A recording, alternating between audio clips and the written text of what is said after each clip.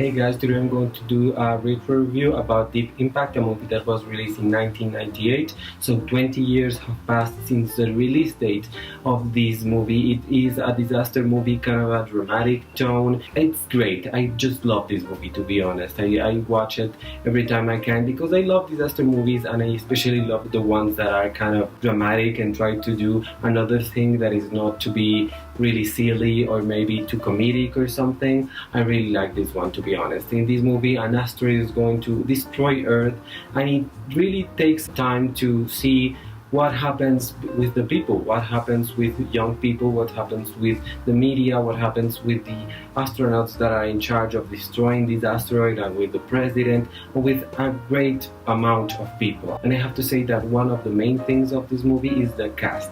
It is a really good cast, because you have Vanessa Redgrave, Maximilian Schell, Tia Leoni, Lily Sobieski, Elijah Wood, Morgan Freeman, Robert Duvall. A great cast, basically. It's a really great cast. Of course, a very 90s cast, let's say that, but they are all very good in these roles and in this movie, because they really understand their characters and they really understand the movie they are in, and that's just perfect. I mean, that's the perfect amount of everything you want. Of course, the screenplay is very 90s, very corny. It has some really awful dialogue that you're like, oh my god, this sucks, this is the worst. But the 1990s were like that all over the place. I mean, there are great movies, great classics from the 1990s, but even those ones have really crappy dialogues, and you know, it's always like, oh, what were people thinking back then? And you couldn't do that today. It's kind of funny, to be honest. But these characters they have something really interesting, is that they have moments.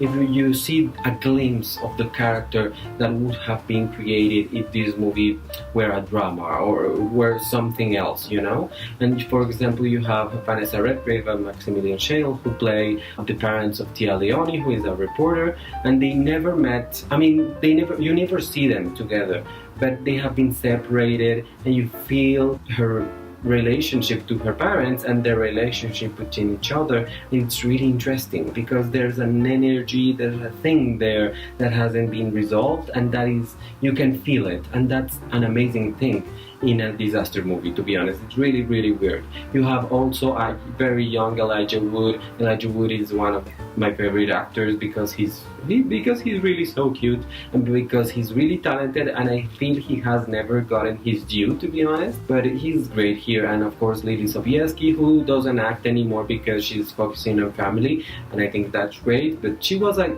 really great actress from the 90s, and she was in one of my favorite comedies with Drew Barrymore, to be honest, Never Been Kissed. I love that movie. She really feels kind of interesting. She's one of the corniest ones in the movie, but I think she's really well cast. The astronauts have all the corny dialogue ever, which is very annoying, but you also have a couple of moments with them that you're like, oh, that's very interesting, that could be more of a character. That's really great. One of the most important things about this movie is that it was directed by a woman in the 1990s. Now, today I know that women are saying we want more, but if you see movies right now, there are many women, much more than back then, doing films. Back then, it was really uncommon, and was a popcorn flick. This was a big movie, summer movie. So the fact that Mimi Leder, who is a female director, directed this movie and put it in the cinemas, and she actually did very good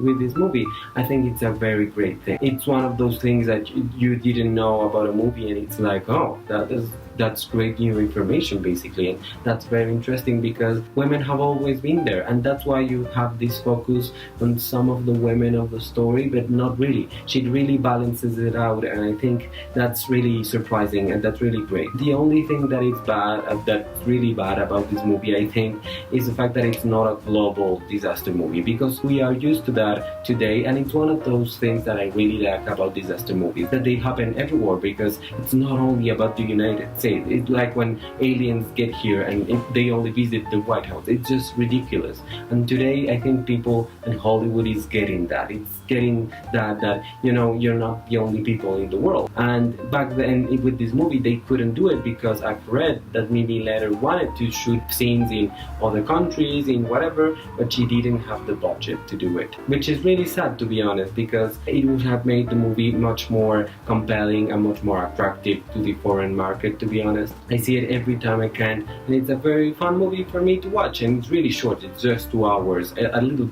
less than 2 hours, to be honest, and I just love it. I think it's fun. The visual effects are great, the sound is great, there's some really interesting scenes again, you can really explore them and you can really understand the characters. So I think it's a good disaster movie, and you know, disaster movies can be really crazy, but this one is kind of grounded, and that's kind of interesting. So thank you so much for watching this retro review. I will put the other one at the end of this video about The Fly, an 80s movie. It's really great. I hope you watch that, and I hope you like this video. Please comment down below what you think of 90s movies and of Deep Impact. I hope you can subscribe to my channel, give a like, and share this video on your social media. Thank you so much. Goodbye.